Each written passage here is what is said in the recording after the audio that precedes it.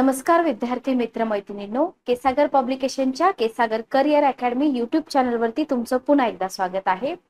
राज्यसेवा 2025 descriptive pattern इथं आपण घेत आहोत मोफत लेक्चर सिरीज. फर्स्ट सेशन मध्ये आपण जो आपला जीएस पेपर 1 आहे, जीएस पेपर 1 चा सिलेबस आपण डिकोड केलेला आहे. आयोगाने जो तुम्हाला सिलेबस दिलेला आहे तो सिलेबस आणि त्याच्या अंतर्गत येणारे इतर घटक हे आपण पाठीमागच्या सेशन मध्ये डिटेल मध्ये अभ्यासलेले आहेत. सोबतच इच अँड एव्हरी पॉइंट जो तुमच्या सिलेबस मधला आहे तो तुमचा पॉइंट कोणत्या पुस्तकामधून कव्हर होईल त्या पुस्तकाची बुकलिस्ट देखील मी तुम्हाला त्या सेशन मध्ये सांगितलेली आहे. ठीक आहे, ओके. तर एका उत्तम मार्गदर्शकाची गरज आपल्या यशामध्ये असते हे मी तुम्हाला पाठीमागेही बोलले होते. तर केसागर पब्लिकेशनची पुस्तकं तुमच्या सोबत आहेत. आपल्या ऑफिशियल वेबसाईटला तुम्ही विजिट करा. तिथं तुम्हाला स्पेशल आपली जी एमपीएससी कॅटेगरी आहे राज्यसेवा रिटर्न पॅटर्न साठी विद्यार्थी चिंतेत आहेत. सो टेन्शन घ्यायचं काही गरज नाहीये कारण आपल्याकडे बेस्ट क्वालिटी बुक्स आहेत. तर इथं तुम्हाला प्रिलियम, मेन्स, ऑप्शनल सब्जेक्ट जेवढी पुस्तकं तुम्हाला इथं दिसतात सगळी पुस्तकं तुम्हाला स्टँडर्ड बुक्सची आहेत ज्याचं मराठीमध्ये ट्रान्सलेशन केलेलं दिसून येतं. तर इथं आपण घेत आहोत जनरल स्टडीज 1, त्याच्याबद्दलच मी इथं बोलते. जेव्हा आपले इतर पेपरचे सेशन चालू होतील तिथं तुम्हाला त्या सब्जेक्टची बुक लिस्ट दिली जाईल. ठीक आहे. तर पाठीमागच्या सेशन मध्ये मी तुम्हाला राज्यसेवा मुख्य परीक्षेसाठी हिस्ट्रीचा जो भाग आहे, तुमचा जॉग्राफीचा भाग आहे, बरेच पुस्तकं सजेस्ट केलेत. जसं की हुकुमचंद जैन सरांचं पुस्तक असेल. आपल्याला महाराष्ट्राचा विशेष संदर्भ आहे. सो महाराष्ट्रामधील समाज सुधारणेचा इतिहास हे पुस्तक तुमच्याकडे असायलाच पाहिजे कारण का ऑब्विसली त्याच्यावरती तुम्हाला क्वेश्चन तिथं दिसून येणार आहेत. सो व्ही पाटील सरांचं एक पुस्तक आहे महाराष्ट्रातील समाज सुधारणेचा इतिहास. त्याच्यानंतर आधुनिक भारतासाठी हुकुमचंद जैन सरांचं पुस्तक आहे. त्याच्यानंतर वतू देशपांडे सरांचं पुस्तक आहे. त्याच्यानंतर तुम्हाला वस्तुनिष्ठ स्वरूप तर तुम्हाला मेन्स साठी नाही लागणार, आपण मेन्स साठी बघतोय सध्या. डॉक्टर अनिरुद्ध सरांनी लिहिलेलं एक पुस्तक आहे. भूगोलासाठी तुम्हाला माजिद हुसेन सरांचं पुस्तक मिळेल मराठीमध्ये ट्रान्सलेट केलेलं. खतीब सरांचं पुस्तक वस्तुनिष्ठसाठी आहे. स्पेशली भारताच्या भूगोलासाठी तुम्ही डॉक्टर अनिरुद्ध सरांचं पुस्तक वापरू शकता. आणि जे मेन्स साठी तुम्हाला जगाचा इतिहास वगैरे जे बुक्स लागतील ते तुम्हाला इथं मिळून जातील. ठीक आहे. जिओग्राफी थ्रू मॅप्स वर्ल्ड आहे, मॅप्स इंडिया आहे, कारण मॅप्स बेस्ड क्वेश्चन आपल्याला असतात हे आयोगाने आधीच तिथं सांगितलेलं आहे. ठीक आहे, ओके. कृषी विषयक आपल्याला क्वेश्चन विचारले जातात. महाराष्ट्राचा स्पेशल रेफरन्स आहे. महाराष्ट्राचा सामाजिक सांस्कृतिक इतिहास जिथं तुम्हाला भक्ती चळवळ त्याचं तत्वज्ञान वगैरे सिलेबस मध्ये दिलंय.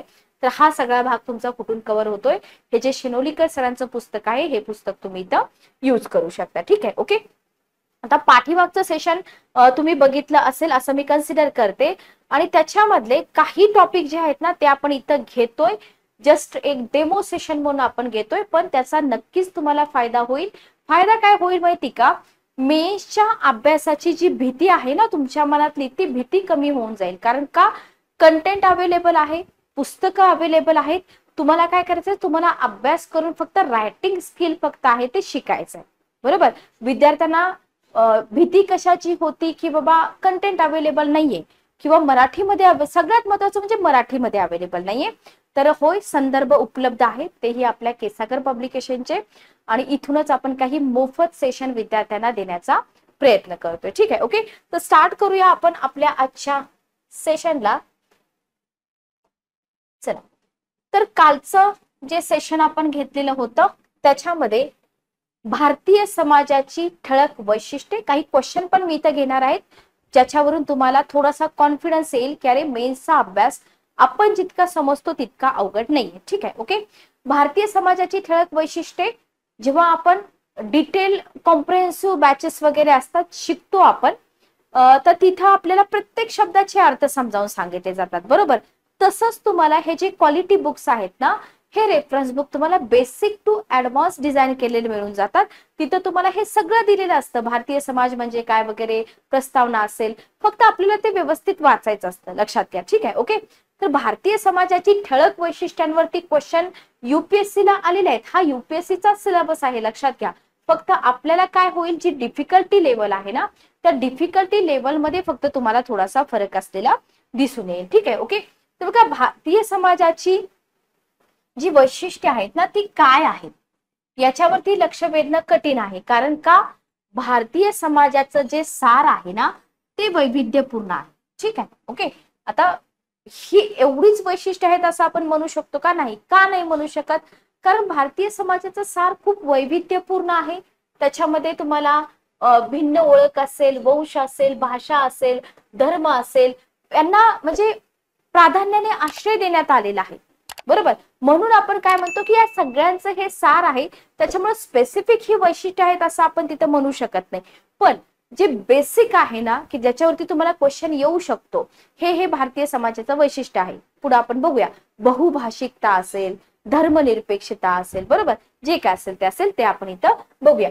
तर इथं वैशिष्ट्य जे आहे त्याच्यावरती लक्ष वेधणं का कठीण आहे? कारण का इथं आपल्याला प्राधान्याने ज्यांना आश्रय देण्यात आलेला आहे ना त्याचं एकत्रित सार दिसून येतं. आणि मतभेद जो आहे ना तर तो मतभेद ठेवण्यासाठी संघर्ष करणाऱ्या समाजांचा अशाच प्रयत्नामध्ये नाश झालेला दिसतो. याचे साक्षीदार कोण आहे? इतिहास आहे. ठीक आहे, ओके, क्लिअर. तर थोडक्यात आपल्याला या वैशिष्ट्यांबद्दल माहिती पाहिजे की का आपण हे वैशिष्ट्य वेधणं आपल्यासाठी कठीण आहे. ठीक आहे, ओके. पण आपल्याला जर प्रश्न समजून घ्यायचे, तुम्हाला जर भारतीय समाजाच्या ठळक वैशिष्ट्यावरती क्वेश्चन आला तर तुम्हाला तिथं काही संकल्पना आहेत ज्या माहित असणं, लिहिता येणं फार महत्वाचं आहे. त्याच्यामध्ये प्रश्न समजून घेण्यासाठी तुम्हाला आणि प्रश्नाची भाषा सोपी असण्यासाठी भारतीय समाजाची ठळक वैशिष्ट्य सूचीबद्ध केलेली आहे, जी तुम्ही तुमच्या आन्सर मध्ये लिहू शकता. जर तुम्हाला भारतीय समाजाच्या ठळक वैशिष्ट्यावरती क्वेश्चन आला तर तिथं तुम्ही असं लिहिणार का की नाही भारतीय समाजाची वैशिष्ट्ये जी आहेत ते वेधणं फार कठीण आहे, त्याच्यामुळे आम्ही सांगू शकत नाही. ठीक आहे, जस्ट तुम्हाला किडिंगसाठी हे सांगते. पण असं आपण म्हणू शकत नाही.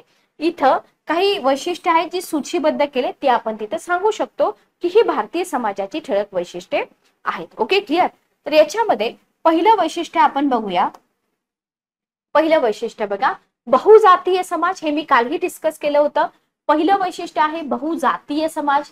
दुसरं वैशिष्ट्य आहे बहुभाषिक समाज. तिसरं वैशिष्ट्य आहे बहुधर्मीय समाज. त्याच्यानंतर आहे बहुजाती. त्याच्यानंतर आहे विविधतेमध्ये एकता. पितृसत्ताक समाज, जमाती, कुटुंब, नातेसंबंध प्रणाली असेल, अध्यात्मवाद आणि भौतिकवाद यांच्यातील संतुलन असेल, व्यक्तिवाद आणि सामूहिकता यांच्यातील संतुलन असेल, पारंपरिकता आणि आधुनिकता यांचं सह अस्तित्व. तर ही जी वैशिष्ट्ये आहेत ना, ही वैशिष्ट्य तुम्ही तुमच्या एक्झाम मध्ये जर ठळक वैशिष्ट्यांवरती क्वेश्चन आला तर तुम्ही लिहू शकता. ठीक आहे, मोर दॅन म्हणजे इतकी सफिशियंट आहे, तुम्ही एवढ्यामध्ये तुमचा आन्सर लिहू शकता. ठीक आहे. आता हे प्रत्येक वैशिष्ट्य जे आहे ना, प्रत्येक वैशिष्ट्यासाठी काहीतरी कंटेंट आपलं तयार असलं पाहिजे, जे आपल्याला आपल्या बुक्स मधून मिळतं. लक्षात घ्या. तर याच्यामध्ये पहिलं वैशिष्ट्य जर आपण घेतलं बहुजातीय भारतीय समाज. आता याच्यामध्ये बघा, बहुवांशिकता हे आपल्या भारतीय समाजाचं प्रमुख वैशिष्ट्य आहे, असं तुम्ही तिथे लिहू शकता की बहुवांशिकता हे भारतीय समाजाचं प्रमुख वैशिष्ट्य आहे. का वैशिष्ट्य आहे ते पण आपल्याला माहित पाहिजे. ठीक आहे, ओके. तर वांशिक गट किंवा वांशिकता ही लोकांची काय आहे? एक श्रेणी आहे, बरोबर, जे एकमेकांशी ओळखतात. ओके. सामान्यतः इथं तुम्ही म्हणू शकता सामान्य भाषा किंवा बोली भाषा, इतिहास, समाज, संस्कृती किंवा राष्ट्र याच्यावरती तुम्हाला ही जी श्रेणी आहे ही श्रेणी आधारित असलेली दिसून येते. ठीक आहे. तर बहुवांशिकता काय आहे? बहुवांशिकता भारतीय समाजाचं प्रमुख वैशिष्ट्य आहे. वांशिक गट किंवा ही वांशिकता लोकांची एक श्रेणी आहे जी कशावरती आधारित असते? सामान्य भाषा किंवा बोली भाषा किंवा इतिहास, समाज, संस्कृती आणि राष्ट्र, ओके, याच्यावरती आधारित असते. आता विविध वांशिक गट जे असतात ना त्या गटांचं सह अस्तित्व पण असतं. ओके. आणि विविध वांशिक गटांचं सह अस्तित्व असलेला जो समाज आहे, बरोबर, यालाच आपण काय म्हणतो? उदाहरणार्थ बघा, ए वांशिक गट असलेला बी वांशिक गट, सी वांशिक गट, बरोबर, डी वांशिक गट. ठीक आहे, ओके. आणि यांचं आहे, एकच मिनिट थांबा, यांचं आहे सह अस्तित्व. ठीक आहे. याला तुम्ही काय म्हणणार? याला तुम्ही म्हणणार बहुजातीय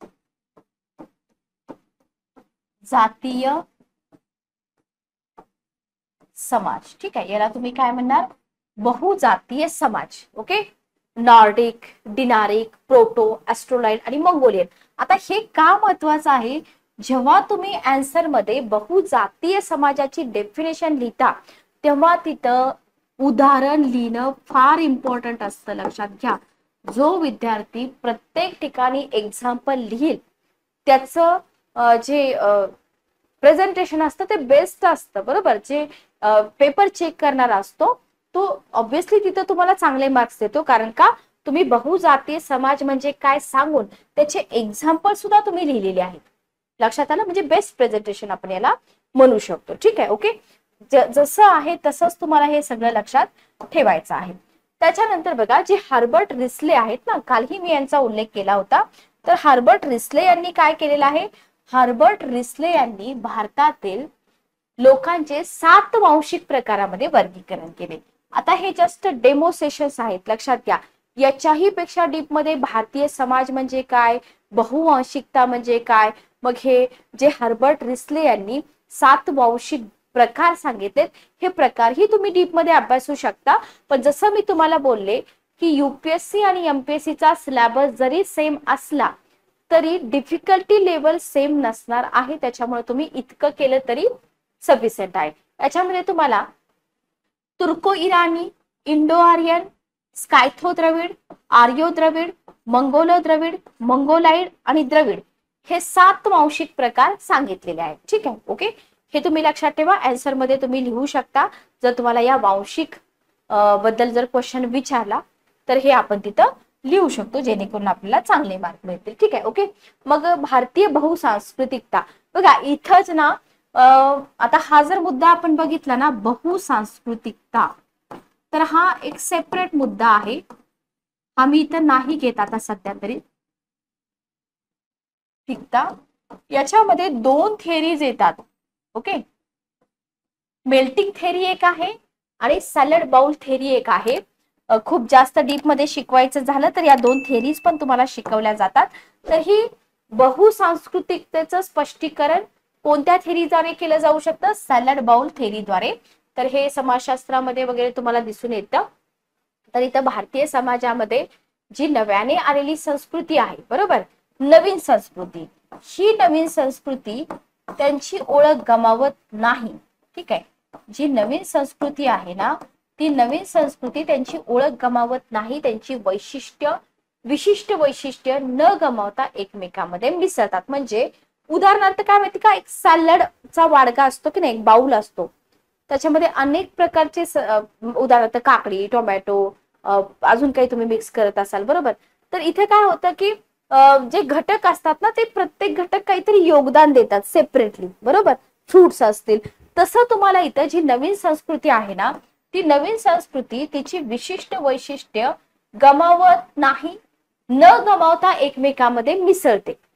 ओके, त्यालाच म्हटलेलं आहे इथं सॅलड बाउल थिअरी. लक्षात घ्या.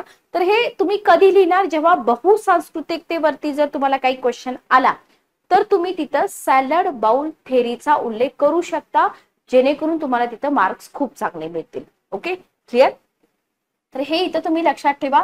त्याच्यानंतर आपल्याला बहुभाषिकता, दुसरं वैशिष्ट्य आपण बघतोय आपल्या भारतीय समाजाचं, बहुभाषिकता. पहिलं वैशिष्ट्य आपण बघितलं, संपूर्ण वैशिष्ट्यांवरती जर क्वेश्चन आला तर ही सगळी वैशिष्ट्य तुम्हाला काय करू शकता, तुम्ही एखाद्या अशा डायग्राम मध्ये मांडू शकता. ठीक आहे, वैशिष्ट्य, ओके. त्याच्यामध्ये बहुभाषिकता आणि इतर वैशिष्ट्य अशा प्रकारे लिहून प्रत्येक वैशिष्ट्य तुम्ही खाली एक्सप्लेन करू शकता. आन्सर रायटिंग मध्ये हे मी तुम्हाला शिकवेन. ओके, तर बहुभाषिकता भारतीय समाजाचं एक प्रमुख वैशिष्ट्य आहे. आपल्याला माहिती आहे की अनेक कोसावरती भाषा, दर कोसावरती भाषा बदलते. आपल्या भारतामध्ये स्थानिक भाषा बोलणारे किंवा लोकांना एकापेक्षा जास्त भाषा येतात, बरोबर. बोली भाषा बोलणं आणि समजणं सामान्य, आपल्याला ज्या रिजन मध्ये आपण राहतो तिथल्या बोली भाषा समजतात, आपण बोलतोही, बरोबर. ज्याच्यामध्ये विविध लिपी असतात ना, तर त्या लिपींचा पण वापर केला जाऊ शकतो.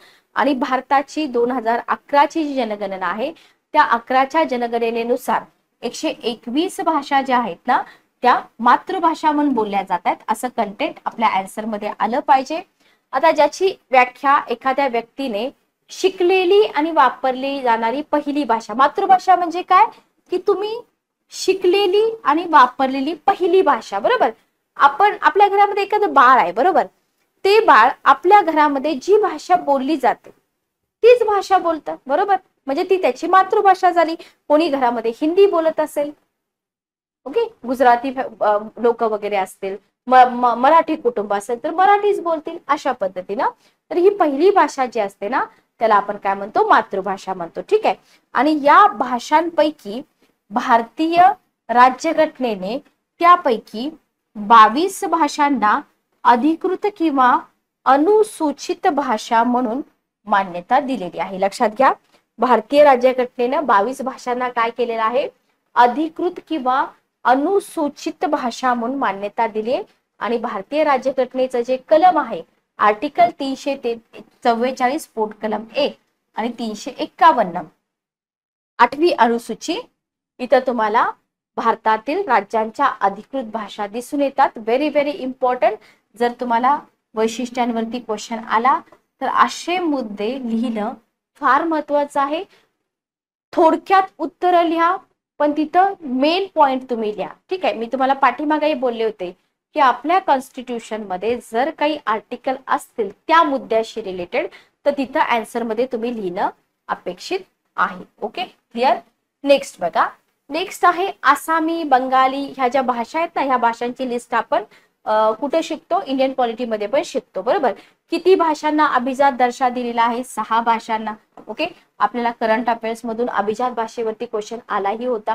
म्हणजे काही भाग असतो जो आपण रीड केलेला असतो, पण इथं आपल्याला काय करायचं आहे, आन्सर रायटिंग करायचं आहे. ठीक आहे. ओके, तर कन्नड, मल्याळम, ओडिया, संस्कृत, तमिळ आणि तेलुगू. आता अभिजात भाषांना अभिजात भाषा हा दर्जा कोणत्या बेसिसवरती दिला जातो, काय कंडिशन आहे, ते काय आपल्याला इथं विचारणार नाहीत.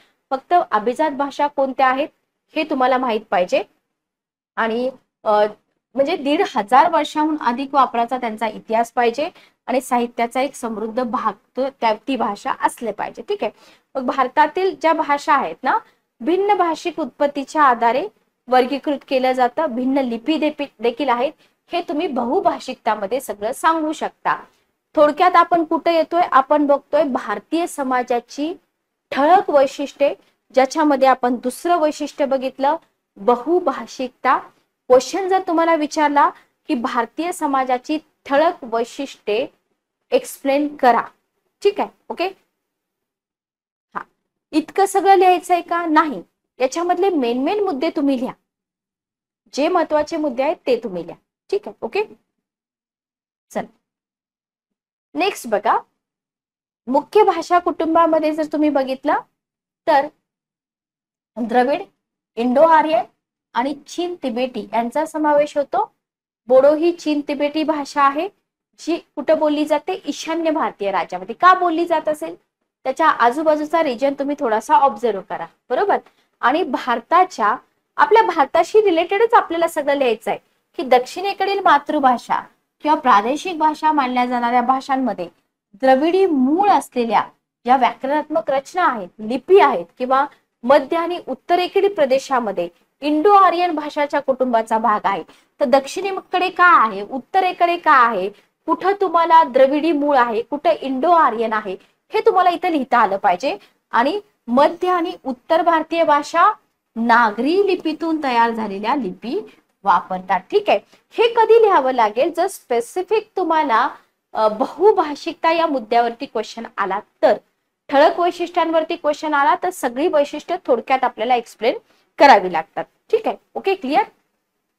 नेक्स्ट आपण पुढचा मुद्दा घेऊया की भारताच्या बहुभाषिकतेचा आणखी एक पैलू आहे. कोणता पैलू आहे, प्रत्येक मातृभाषा किंवा प्रादेशिक भाषा. बघा, प्रत्येक जी एक मातृभाषा आहे ना,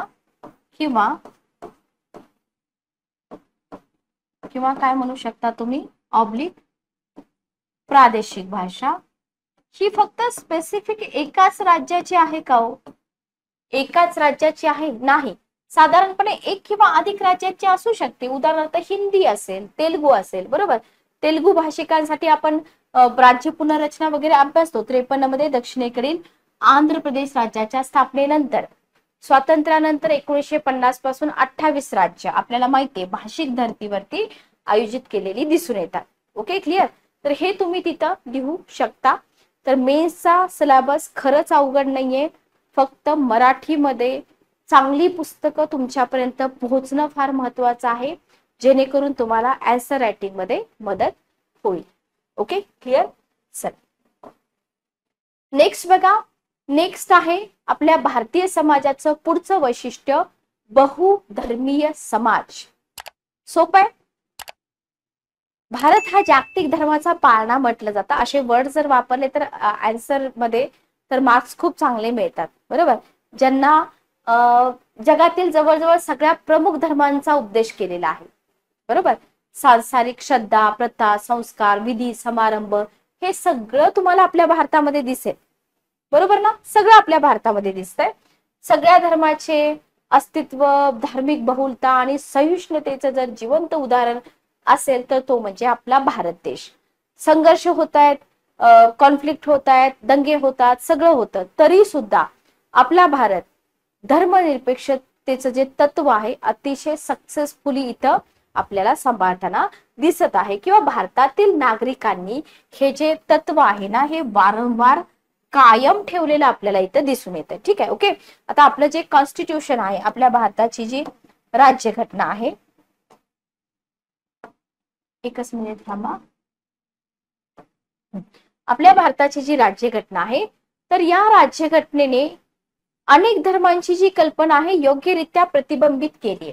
काय म्हटलंय की प्रत्येक नागरिकाला मूलभूत हक्क टॉपिक तुम्ही आठवा. प्रत्येक नागरिकाला बघा कोणत्याही धर्माचा, विश्वासाचा मुक्तपणे आचरण करण्याचा, प्रचार करण्याचा, प्रसार करण्याचा हक्क आहे का? आहे. बरोबर आहे की नाही. धर्मनिरपेक्ष राज्याची व्याख्या पण आपल्याला दिसते. प्रिअम्बल मध्ये तुम्हाला धर्मनिरपेक्ष हा शब्द दिसतो. ओके, लक्षात आलं. तर ज्या राज्यामध्ये सर्व धर्म आणि नागरिक त्यांच्या श्रद्धेचा विचार न करता निष्पक्षपणे वागले जातात त्याला आपण धर्मनिरपेक्ष म्हणतो. आणि प्रमुख धर्मांव्यतिरिक्त अनेक आदिवासी धर्म सुद्धा आपल्याला भारतीय समाजामध्ये दिसतात. लक्षात आलं. तर हे एक आपल्या भारतीय समाजाचं ठळक वैशिष्ट्य आहे. हे तुम्हाला इथं अशा पद्धतीने लिहिता येऊ शकतं. ठीक आहे. त्याच्यानंतर आपण बघतो धर्म. हिंदू धर्म प्राचीन धर्म आहे. बहुसंख्य लोकसंख्येने त्याचं अनुसरण पण केलेलं आहे. मूळ म्हणजे संस्थापक असा कोणता मूळ असं इथं सांगितलं जात नाही. प्रमुख हिंदू धर्मग्रंथामध्ये वेदांचा समावेश आहे.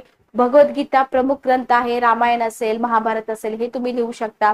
मूर्तीपूजा, पुरुषार्थाचा सिद्धांत, कर्माचा सिद्धांत, पुनर्जन्माचा सिद्धांत ही हिंदू धर्माची काही प्रमुख तत्व आहेत जी तुम्हाला आन्सर रायटिंग मध्ये सांगता आली पाहिजे. ब्रह्मा, विष्णू, महेश यांच्या त्रिमूर्तींवर विश्वास ठेवतात. बरोबर. जे सिद्धांत आहेत ना हिंदू धर्माची जी तत्व आहेत, लक्षात घ्या. कोणती तत्व?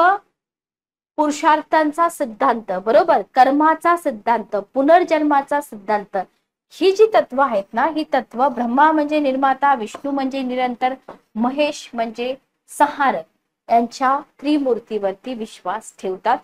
हे थोडक्यात तुम्हाला हिंदू धर्माबद्दल तिथं सांगता आलं पाहिजे. त्याच्यानंतर इस्लाम धर्म हे सगळं आपल्याला या पहिल्या भागामध्येच अभ्यासायचं आहे. लक्षात घ्या. तरी मी हे डेमो सेशन आहे, थोडक्यात आपण घेतोय. आन्सर रायटिंग मध्ये याच्याही पेक्षा आपण व्यवस्थित मांडणी करू शकतो. ठीक आहे. सगळ्या धर्माचा इथं थोडक्यात आपल्याला अभ्यास करायचा आहे. इस्लाम धर्म उदय कधी झाला? 7व्या शतकात झाला. कुठे झाला? अरबस्थानमध्ये झाला. अरबी भाषेमध्ये इस्लामचा अर्थ देवाला शरण जाणं. बरोबर. प्रेषित कोण होते? मोहम्मद. संस्थापक अनुयायी इस्लामचा पवित्र ग्रंथ कुराण. एकच देव अल्लाह मानतात. बरोबर. धर्म 5 स्तंभावर आधारित आहे. हा धर्म 5 स्तंभावर आधारित आहे. अल्लाह, रमजान, हज, नमाज आणि जकात. ठीक आहे. इस्लामचे प्रमुख 2 पंथ आहेत, शिया आणि सुन्नी. लक्षात आलं. त्याच्यानंतर ख्रिश्चन धर्म. बायबल हा ख्रिश्चन धर्माचा पवित्र ग्रंथ आहे. रोमन कॅथलिक आणि प्रोटेस्टंट मध्ये विभागले जातात. बरोबर. धर्माची प्रमुख तत्व 10 आज्ञांमध्ये वर्णन केलेली आहेत. बायबलमध्ये मानवता, दान, दया, पश्चाताप ही जी मूल्य आहेत ना या मूल्यांचा समावेश आपल्याला दिसून येतो. सोपं आहे की नाही. असा एक एक पार्ट जर कव्हर केला तर जीएस फर्स्ट तुमचं कधी कव्हर होईल तुम्हाला समजणार नाही. पण इथं तुम्हाला गरज पडणार आहे चांगल्या पुस्तकांची. Okay, clear. तर राज्यसेवा देतोय मला नंतर आन्सरची लँग्वेज पण त्याच लेवलची असली पाहिजे. याच्यानंतर हे काही थोडक्यात डेमो कंटेंट आपण घेतलेलं आहे. आता या भागावरती कशा पद्धतीने क्वेश्चन विचारतात, इथे काही क्वेश्चन मी तुम्हाला घेतलेले आहेत. सॉरी. फर्स्ट क्वेश्चन बघा. पहिला क्वेश्चन आहे जाती व्यवस्था. जाती व्यवस्था नवीन ओळखी आणि संघटनांचं स्वरूप धारण करत आहे. ठीक आहे, इथं क्वेश्चन आपण ब्रेक करू. ओके, त्याच्यामुळं भारतामध्ये जाती व्यवस्था नष्ट होऊ शकत नाही. टिप्पणी द्या 150 शब्दामध्ये. हा आहे तुमचा क्वेश्चन. आता हा क्वेश्चन लक्षात घ्या, कधीही आन्सर रायटिंग करताना या क्वेश्चनचा पहिला पार्ट कोणता आहे, हा आहे पहिला पार्ट, की जाती व्यवस्था नवीन ओळखी आणि संघटनेचं स्वरूप धारण करत आहेत आणि जाती व्यवस्था नष्ट होऊ शकत नाही. ठीक आहे, क्वेश्चनचे पार्ट असतात बरोबर. सगळे पार्ट जर आपल्याला येत असतील लिहिता तरच तो क्वेश्चन लिहायला घेणं हे फार महत्वाचं आहे. अदरवाईज आपलं बॅड इम्प्रेशन पडतं बरोबर. तुम्ही अर्धाच क्वेश्चन सोडलाय. तुम्ही काय केलंय की जाती व्यवस्था नवीन ओळखी संघटना स्वरूप धारण करत आहेत याच्याबद्दलचे मुद्दे लिहिले आणि पुढचं काही लिहिलंच नाही की का नष्ट होऊ शकत नाही वगैरे वगैरे. मार्क्स मिळतील का, नाहीत मिळणार, फार थोडे मिळतील. मिळाले तर मग इथे तुमचा टाइम वेस्ट होऊन जाईल. ज्या क्वेश्चनचे सगळेच पार्ट तुम्हाला येतील असेच क्वेश्चन तुम्ही तिथं सॉल्व्ह करायला घेतले पाहिजेत. हे फार महत्वाचं आहे. ओके, आता याच्यामध्ये सगळ्यात महत्वाचं काय, जसं मी तुम्हाला बोलले की छोट्या छोट्या संकल्पना तुम्हाला माहित पाहिजेत की जाती व्यवस्था म्हणजे काय बरोबर.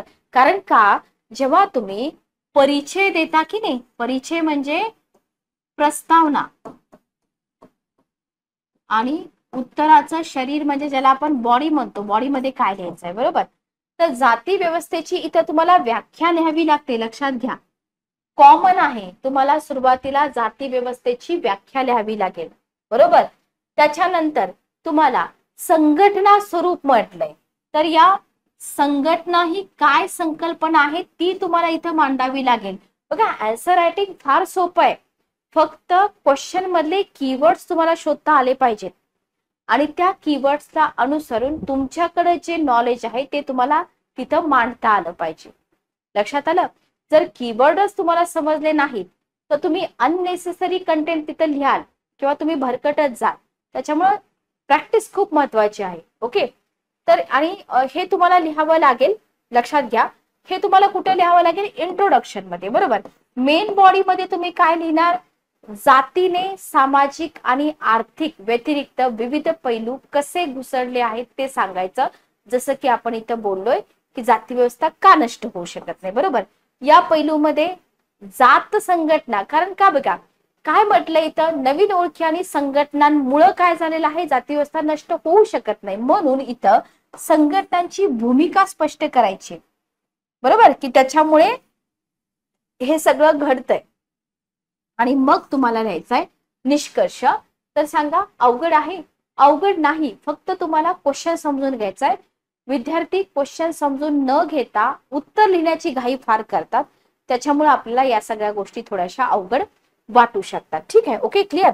तर जाती संघटनामध्ये जात ही एक व्यवस्था बळकट होईल असा म्हणजे आता निष्कर्ष कसे काढायचे असतात, बॅलन्स काढायचे असतात बरोबर. ओके, आणि विषमता कमी करणे हा आपल्या समाजातील जातीची भूमिका कमी करण्याचा एकमेव मार्ग आहे असं तुम्ही निष्कर्षामध्ये लिहू शकता. आता इथं टिप्पणी द्या किंवा चर्चा करा असे जे वर्ड्स असतात त्याच्यावरती आपण एक सेपरेट सेशन घेऊया की टिप्पणी द्या म्हटल्यानंतर काय लिहिलं पाहिजे बरोबर, चर्चा करा म्हटल्यानंतर काय लिहिलं पाहिजे, हे सगळं तितकंच महत्वाचं आहे जितका आपला अभ्यास महत्वाचा आहे. ओके, बघा परिचयामध्ये तुम्ही काय लिहिणार, जात म्हणजे काय लिहावं लागेल बरोबर, की जात एक व्यापक श्रेणीबद्ध संस्थात्मक व्यवस्था आहे.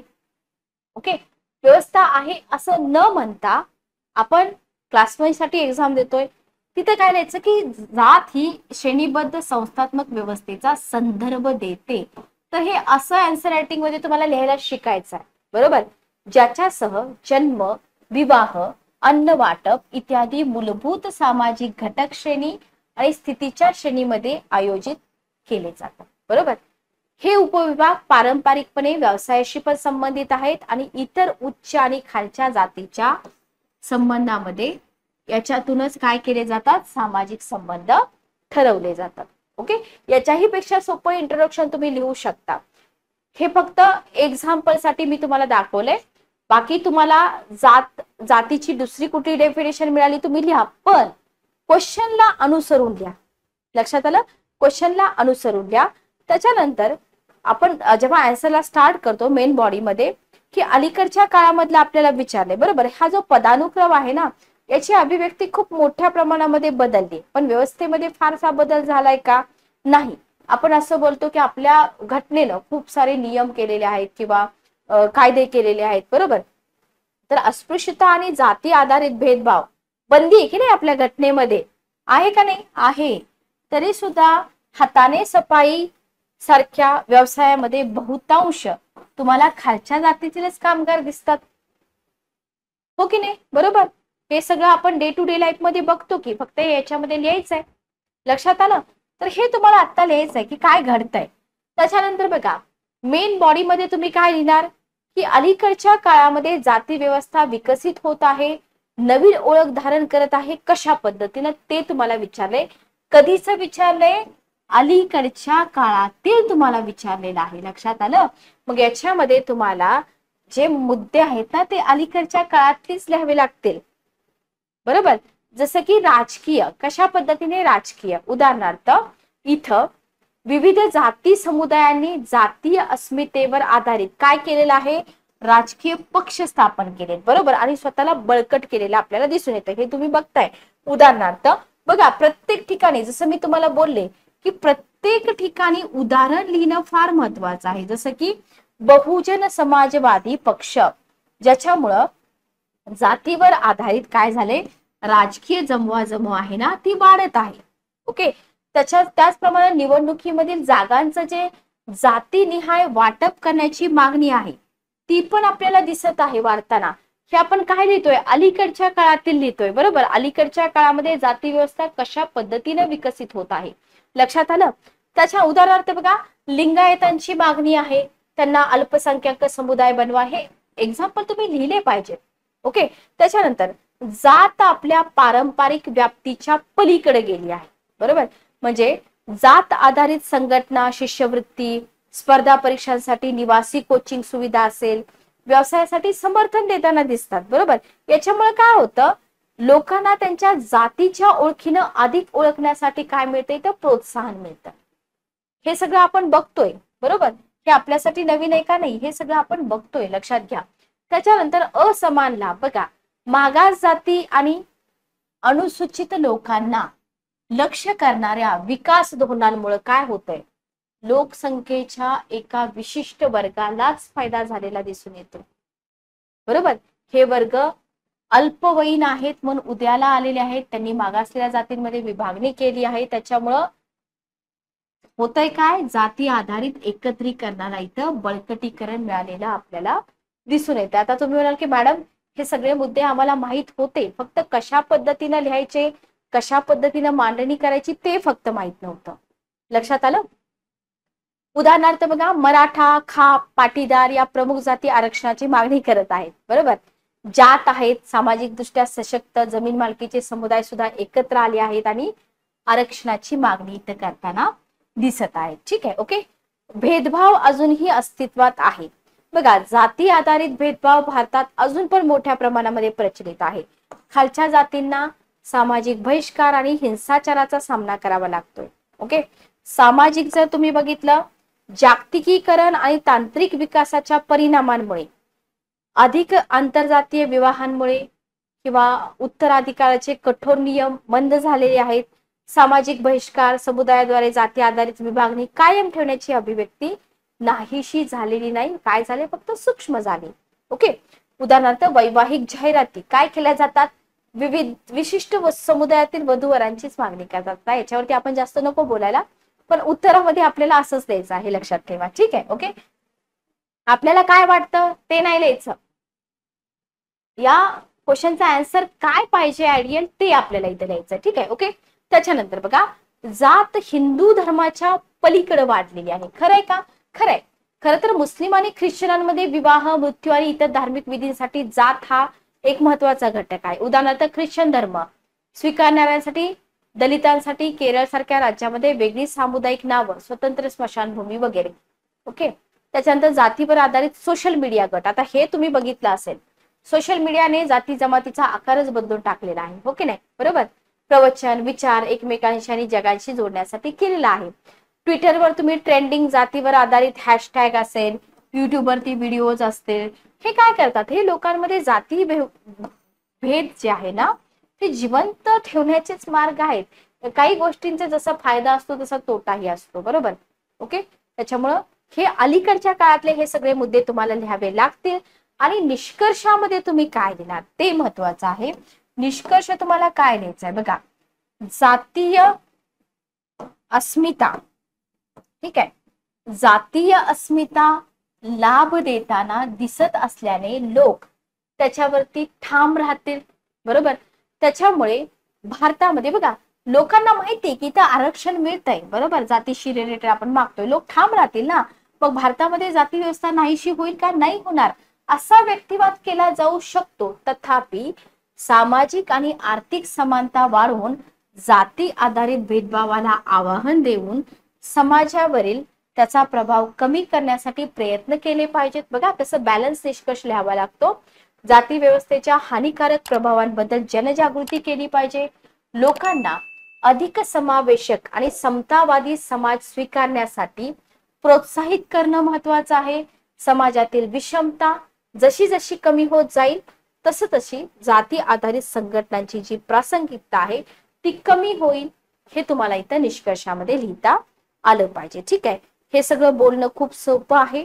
त्याच्यासाठी तेवढं पुस्तकाचं वाचन आपलं पाहिजे, तेवढं लेखन आपलं पाहिजे.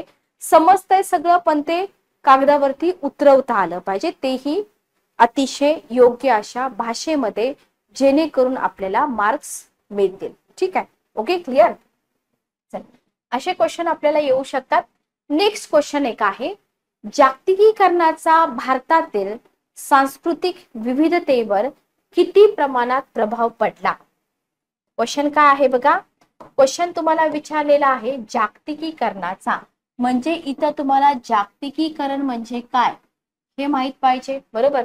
सांस्कृतिक विविधतेवरती कीवर्ड फक्त समजून घ्या. कशावरती? सांस्कृतिक विविधतेवरती. समजावून सांगा म्हटलंय, बरोबर. काय लिहायचंय तुम्हाला इंट्रो मध्ये? जागतिकीकरणाची व्याख्या लिहायची, बरोबर, आणि सांस्कृतिक विविधतेबद्दल विस्तृतपणे सांगायचं आहे. ओके. मेन बॉडी मध्ये तुम्हाला काय लिहायचंय? जागतिकीकरणाचा भारतीय सांस्कृतिक विविधतेच्या मुख्य पैलूंवर त्यांच्या एकसंध प्रवृत्तीमुळे कसा परिणाम झालाय ते नमूद करायचंय. ओके. आणि त्याच्यानंतर जागतिकीकरणाने आपल्या सांस्कृतिक विविधतेबद्दल अधिक जागरूकता कशी निर्माण केली ते नमूद करायचंय. क्लिअर. आणि निष्कर्षामध्ये नेहमी बॅलन्स निष्कर्ष लिहायचा असतो की जागतिकीकरणाचे आपल्या सांस्कृतिक विविधतेवर सकारात्मक आणि नकारात्मक दोन्ही परिणाम होत आहेत. जागतिकीकरणाला सहाय्य साधन म्हणून वापरून आपण संस्कृतीला चालना देणं हे आपल्यावरती अवलंबून आहे. अशा पद्धतीनं तुमच्या क्वेश्चनची एक फ्रेम पाहिजे तयार. क्वेश्चन जेव्हा तुम्ही वाचता तेव्हा तुम्हाला हे तुम्ही रेडी असला पाहिजेत की मला इंट्रो मध्ये हे लिहायचंय, मला मेन बॉडी मध्ये हे लिहायचंय आणि माझा निष्कर्ष हा असेल. ओके. अगदी पेन चालवताय काही लिहिताय असं लिहून चालणार नाही, मार्क्स मिळणार नाहीत, लक्षात घ्या. परिचयामध्ये तुम्ही लिहिणार की जागतिकीकरण म्हणजे काय? जगभरातील अर्थव्यवस्था, समाज आणि संस्कृतीचं वाढतं परस्परावलंबन, बरोबर. एकत्रीकरण आपण इकॉनॉमिक्स मध्ये वाचतोय, पण तिथं फक्त आपण इकॉनॉमिकल पॉइंट ऑफ व्ह्यूनच बघतो की वस्तू, सेवा, तंत्रज्ञान, गुंतवणुकीचा प्रवाह आणि लोकांच्या सीमापार व्यापाराद्वारे आणले जातात, हे एकत्रीकरण. ठीक आहे, ओके. आता आपला भारत जर बघितला तर सांस्कृतिक दृष्ट्या एक वैविध्यपूर्ण राष्ट्र आहे. आपल्या संस्कृतीच्या गाभ्यामध्ये कुटुंब, भाषा, पाककृती, जाती, धर्म असे बरेच घटक आपल्याला दिसतात. क्वेश्चन नेहमी लक्षात ठेवा. आन्सर लिहिताना क्वेश्चन नेहमी लक्षात ठेवा. आपला क्वेश्चन काय आहे की जागतिकीकरणाचा भारताच्या सांस्कृतिक विविधतेवरती कसा परिणाम झालाय. बरोबर.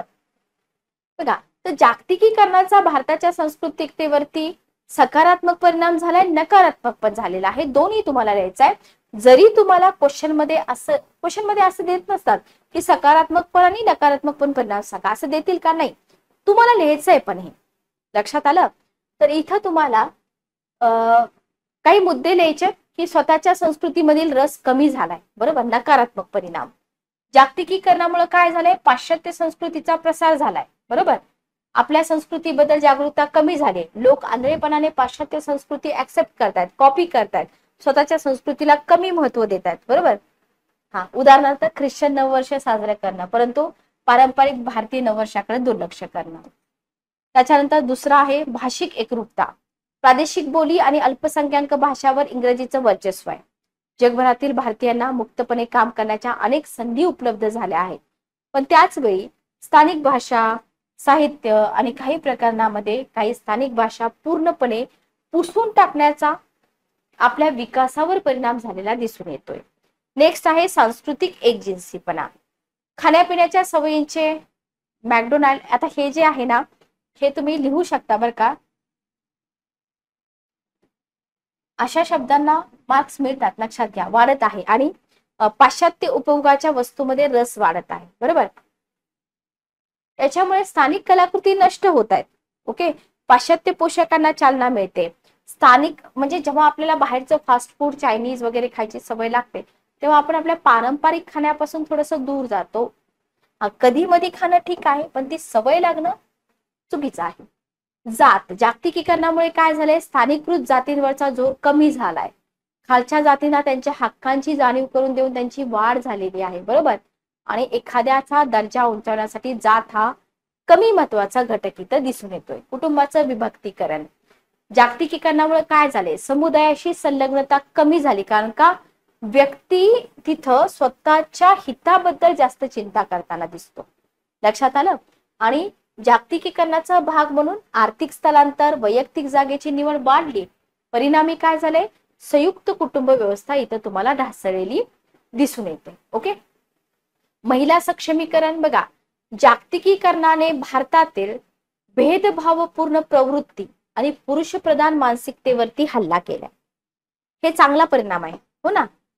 यानं स्त्रियांना अपमानास्पद प्रथांपासून मुक्ती मिळवण्यास मदत केली. स्त्रियांचा उदय आणि स्त्रियांशी संबंधित समस्या उघड होण्यास मदत झालेली आहे, किंवा परंपरांचं पुनरुत्थान झालेलं तुम्हाला इथे दिसतंय की जागतिकीकरणामुळे अलीकडच्या काळामध्ये भारताच्या पारंपरिक संस्कृती आणि मूल्यांमध्ये काय झालेलं आहे, नवीन रुची निर्माण झालेली आहे. काही पिढ्यांपेक्षा आपल्या परंपरांबद्दल लोकांमध्ये जास्त जागरूकता आहे. उदाहरणार्थ योग असेल, आयुर्वेद असेल, पारंपरिक औषधांच्या इतर प्रकारांची लोकप्रियता जागतिक स्तरावरती वाढली आहे, ज्याच्यामुळे भारताच्या प्राचीन ज्ञान प्रणालीमध्ये नवीन रुची निर्माण झालेली आपल्याला दिसून येते. ठीक आहे. ओके. तर अशा पद्धतीने तुम्ही पॉइंट्स मांडू शकता. आणि निष्कर्षामध्ये तुम्ही काय लिहाल, निष्कर्षामध्ये तुम्ही जागतिकीकरणाचा भारतीय संस्कृतीच्या गाभ्यावर अनेक प्रकारे परिणाम झालेला आहे. जागतिकीकरणाने आपल्या अनेक पारंपरिक तत्वांना हादरा दिला असताना जागतिकीकरणाद्वारे प्रदान झालेल्या माध्यमांचा वापर करून परंपरांचं पुनरुज्जीवन करण्याची भावना आहे.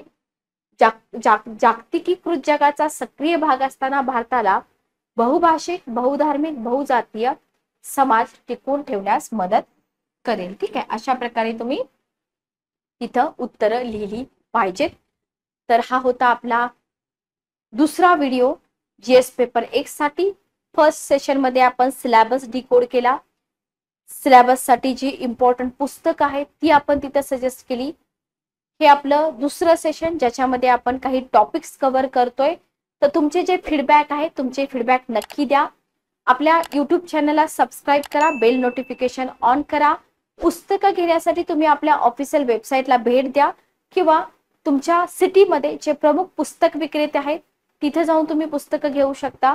अमेझॉन, फ्लिपकार्ट वरती पुस्तकं अवेलेबल आहेत, तिथूनही तुम्ही परचेस करू शकता. तर भेटूया आपल्या नेक्स्ट सेशन मध्ये. Good day, take care.